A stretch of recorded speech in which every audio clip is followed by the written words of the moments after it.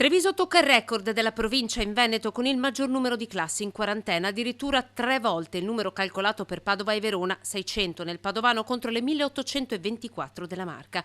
Di queste 507 sono quarantene, 174 monitoraggi, 841 studenti in autosorveglianza, 102 divisi tra quarantena perché non vaccinati e monitoraggi.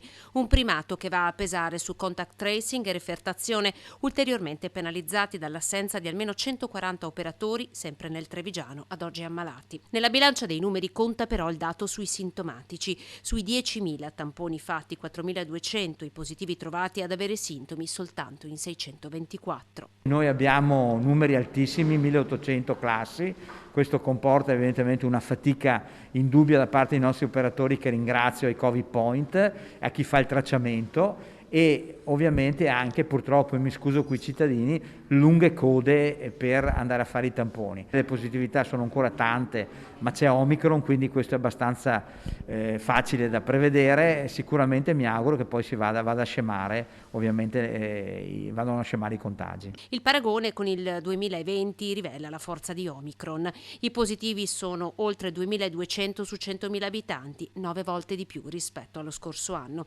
E così arrivano i rinforzi, chiuse le convenzioni con San Camillo, Laboratorio Bios e Clinica di Monastier, che diventeranno punti tampone accreditati per snellire il servizio in dogana, che ora apre fino alle 22.